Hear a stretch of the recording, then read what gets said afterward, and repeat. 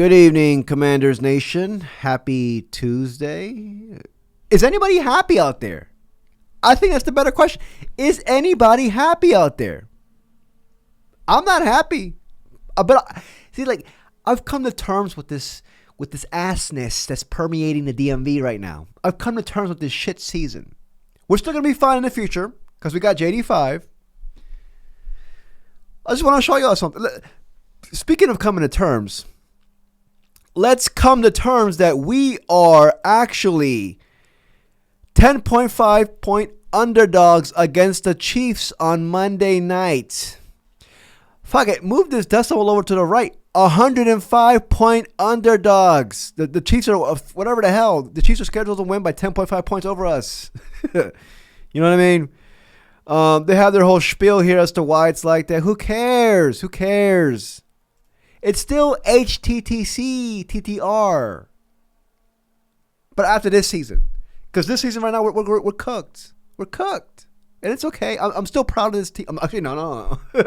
I'm not proud for how we played this year. I'm very disappointed. Extremely disappointed. Oh my. But I have faith in this team moving forward in the future. But anyways, I just want to do a quick video because our second best defensive player this year, maybe even first, Dorance Armstrong, went to the IR. He was announced yesterday as a season-ending injury by DQ. So we lost Dorance Armstrong and we gained Jalyn Holmes. Again. We went from Dorance Armstrong having a fantastic season, in my opinion. He started off real strong. Even in the run department. He was doing his thing. Now we're at Jalyn Holmes. You see, again, come to terms with reality. Come to terms with reality.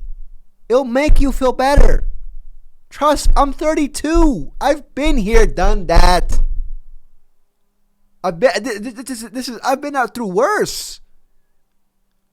For any young Commanders fan, for the older based Commanders fans, actually no. I was gonna say we should help out the young Commanders fans, but I feel like people need to find out on their own, if that makes sense. Let them feel the burn. Make sure that they don't go freaking sideways. But these Commanders fans, we just need to, like, you know what I mean? We just need to embrace reality, man. These articles right here just speak it. But fuck it. Hail.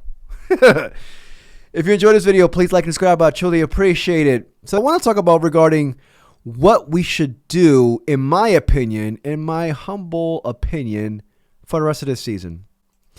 Because under the scenario that this season is cooked, I still feel like this season is also supremely important for next year. In my opinion, and I said this in the previous video, we should move on from Marshall Lattimore. Let's even dudes like Bobby Wagner, Zach Ertz. I feel bad for Bobby Wagner playing here at the age of 35, playing through this freaking shit show right now. You know what I mean? Zach Ertz, man, maybe you can keep him. But, like, you know, to me, my biggest thing for the rest of this season is, okay, who's going to be here in the future? You know what I mean? We got a lot of young dudes from the first young class from AP, from the first draft class, that I feel like need to be reevaluated. Not reevaluated, just need to be evaluated thoroughly or more. I'm looking at guys like Ben Sinnott. I want to see, what does he have? What does he have to offer? What are we doing with Zach Ertz, who's 35, 36 years old, playing snaps over guys like Ben Sinnott? I want to see what we got in Ben. We should, I definitely feel like in the run blocking department, he's improved. Let's find out what we got in the second round pick. That way we can go into the offseason next year thinking, all right, we need a need here. We got a need at tight end, especially pass catching tight end, because we know what John Bates is going to do in the run blocking department. So let's find out what we got in Big Old Ben. Let's find out what we got in Brandon Coleman. Listen, Chris Paul's balling at left guard. So I think that's been a pleasant surprise. And Chris Paul fits the timeline. He's 26 years old. But let's find out what we got in Brandon Coleman. You know what I mean? Like, he needs to show improvement within the practice. But dudes like him, Luke McCaffrey, Jalen Lane. Let's see what we got in those dudes. Play them more. Maybe they're not even ready. We know Luke McCaffrey's route running tree right now is kind of limited, but still, fuck it. I'd rather see Luke McCaffrey than freaking dudes like I don't know, Chris Moore, who's probably not going to be here next year. You know? Those are the top guys I'm looking for in the offense. But on defense, going to this article, I completely agree, from Virgo's Rag. Let's see what we have in Jordan McGee. You know what I mean? Jordan McGee is a guy who the defensive coaching staff's been raving for a while now. They said in preseason, dude, we liked him so much as a rookie, we made a freaking package just for him before he got injured. Let him play more. You know what I mean? Maybe start him off more on third downs. You know what I mean? Maybe even supplant Bobby Wagner. I don't know what Bobby Wagner, you know what I mean? Like, you know, I want to find out because Bobby Wagner most likely is not going to be here next year. So let's find out what we got in Jordan McGee. You know what I mean? Is he the possible heir apparent to Bobby Wagner? Hey, he played solid against the Cowboys, in my opinion. You know, he early on in the season, he was missing some tackles, but you can see the speed, something that we don't have right now at the linebacker. I mean, Bobby Wagner, God bless his soul, but he you know what I mean? He Father Time's undefeated. You know, saying here, you know, he won't always be in the correct spot, but practice makes perfect, man. Let him get the snaps. Let him get the reps. You know, he made a couple of solid tackles in open space against the Cowboys. Let him get some snaps. Not even him. Kane Medrano. Let's see. Javonte Jean-Baptiste. This would have been perfect for Javonte Jean-Baptiste. This would have been perfect with all these injuries at the defensive end. He's cooked. With this injury, like I don't know if he's gonna be here next year. I like Javonte Jean-Baptiste, but you know what I mean. It's been unfortunate. The 2 straight years was just injuries. But you know, another one I'm thinking about. Let's move on from Marshawn Lattimore and let's put Mikey Sandusky on the outside. Let's put Frozen on the outside where he actually, you know, did work yesterday. Yesterday.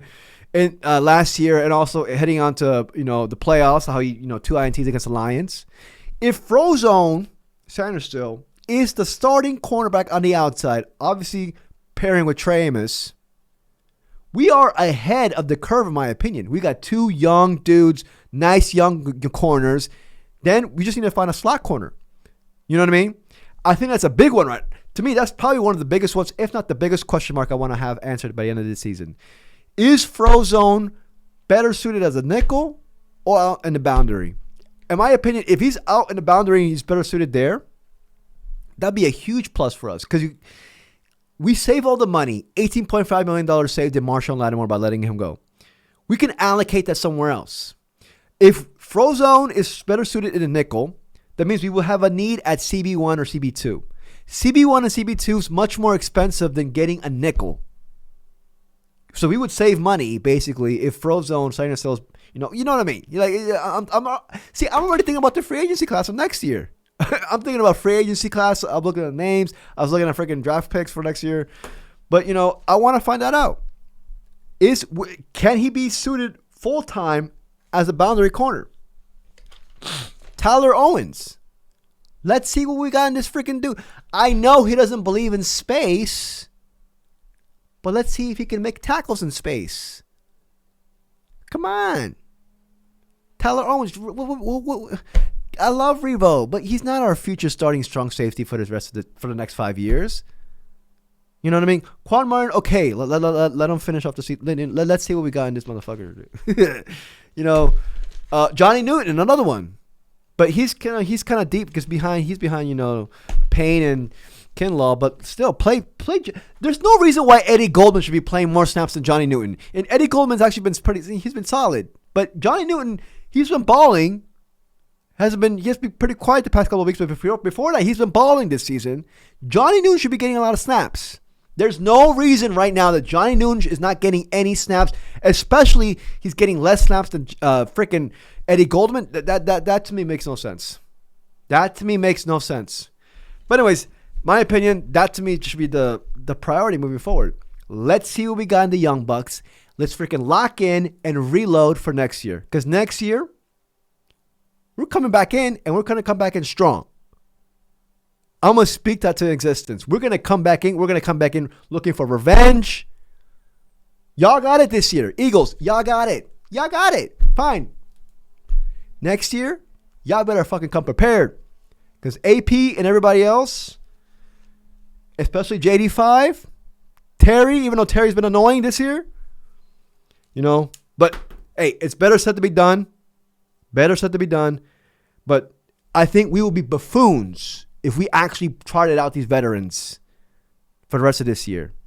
We will be buffoons. Let's just accept reality, hold the L, and learn from the L. Fuck. If you enjoyed this video, please like and subscribe. I truly appreciate it. Till the next video, peace, y'all.